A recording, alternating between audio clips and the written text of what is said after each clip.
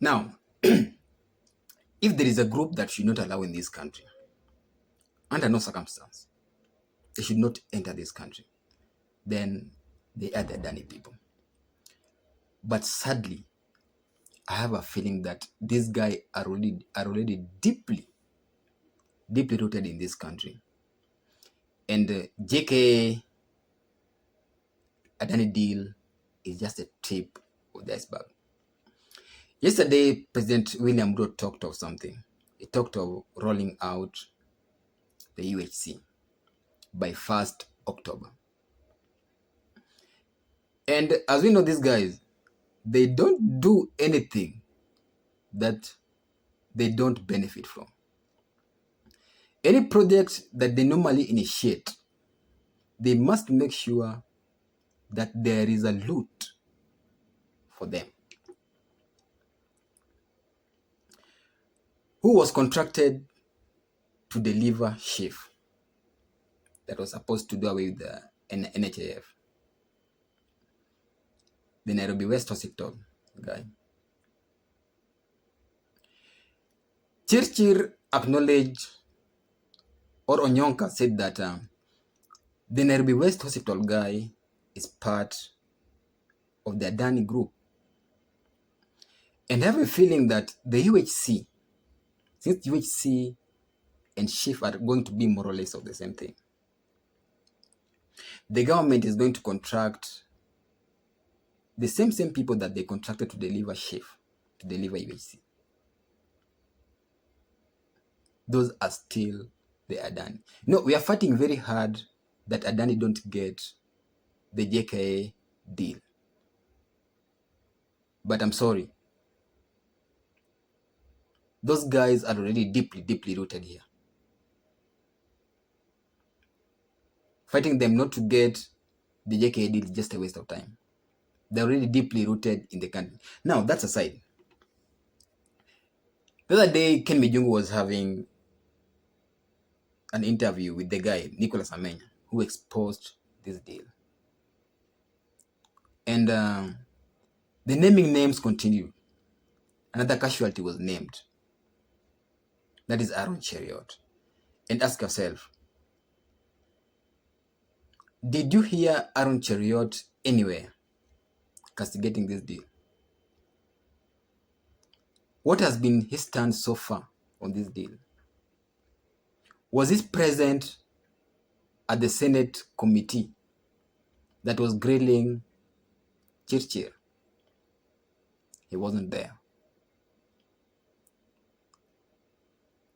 What are the claims that Amenya said that Aron Cheruiyot should refute? 2 claims, only 2.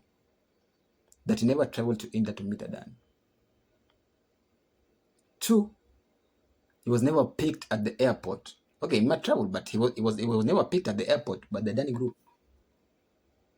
Those are the only claims that Nicholas Amenya said that Aron Cheruiyot should refute. And I want you to listen to Nicholas Amenya. Okay, I get you. My concern is we are on a show tonight that you want to name drop without evidence. But I agree, it may look like sideshows, then we have to agree that we will stick to the Adani deal. Because so long as we have no evidence, Nelson, tonight, to put these names on the table and for them to defend themselves on the table, I think we should not name drop. However, the substance... They should come out and say, I'm lying. You're challenging them to come out and say you are lying? Yes, I'm challenging Aron Cheruiyot to come and say I'm lying, that he didn't go to India, that he doesn't know the KNet chairman takes him to the airport, picks him from the airport, and all these Indian syndicate that he is working with. He should come out and say this is false. Okay. Perhaps he's watching tonight and he'll be able to respond on that. I want to pick other issues. So the first time Kenyans got to know about this issue. How did Aron Cheruiyot respond to this? I want you to listen to Aron Cheruiyot's statement. One is talking about not influencing anybody to make a stand on the ongoing deal between JKA and Adani. 2, He acknowledged that he has always been very mum on this issue. And that is not the Aron Cheruiyot that we know. Not the Super Senator Aron Cheruiyot that we know. To be mum on an issue that you refer to as integrable. I want you to listen to Aron Cheruiyot's statement.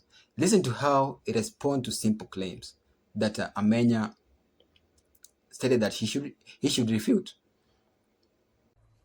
Don't you owe it to even your own colleagues just to clear the air? And that's all I wanted to do. Mr. Speaker, I wanted to put it on record that number one, I don't work for KAA. Number two, I don't work for the Ministry of Transport. I don't know on what condition somebody can allege that I brokered a deal between Kenya and another foreign entity whose owner, agents, I have never met, Mr. Speaker. Mr. Speaker, I have worked extremely hard in my public life to protect my image. Those who know me and have worked with me long enough can speak to my integrity as a person, Mr. Speaker. I don't do those kind of things. And therefore, Mr. Speaker, even as a country, as we call for new levels of accountability, Mr. Speaker, doesn't it behoove us that we behave better than those that we accuse of committing certain ills? You cannot fight corruption, Mr. Speaker, by character assassinating other citizens of your republic. That gentleman, Mr. Speaker, I wanted to put it straight to him that my lawyers will be reaching out to him. I have a name to protect, Mr. Speaker.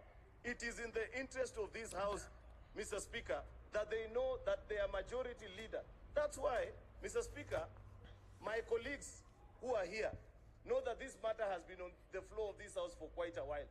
I have not spoken to a single person asking them to either consider that matter this or the other way, because I respect the business of this House, Mr. Speaker. Finally, Mr. Speaker, as I conclude, I also ask myself, what happened to our media stations? If you go to the editorial policy of the BBC, you will read, Mr. Speaker, that they delay even their live broadcast, Mr. Speaker, so that in case somebody was to either malign somebody or say information which they cannot prove at that particular time, Mr. Speaker, it is regulated and edited out. Therefore, Mr. Speaker, even as I seek for justice for my name, Mr. Speaker, the media house that was used as well to soil my name will equally have to give an account. Mr. Speaker, I will be bringing a statement to this House on Tuesday on a personal matter, but in the meantime, even before that particular Tuesday, my lawyers will be reaching out to those particular people. If you're somebody who is good at studying body language, you'll agree with me that sometimes body language says a lot than the words that are coming from somebody's mouth.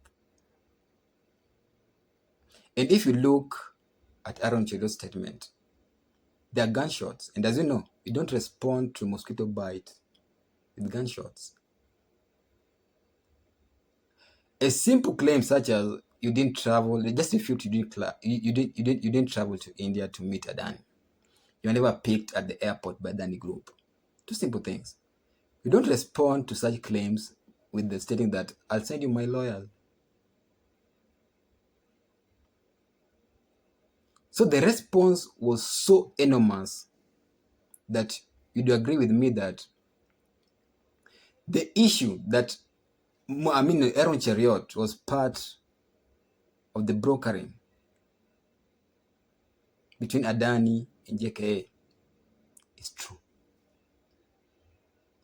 My point is, the Adani group is already in the country, and we are likely to see the uprise of privatization of government parastatals. Yani hawa watu wametuibia mpaka they have got nothing to steal. They have got nothing to lose. Now what they're only remaining with are to privatize our parastatals. They started with health. Health is about to be privatized. I mean, the shifting. So it's upon us to come out and fight this group. That's my take.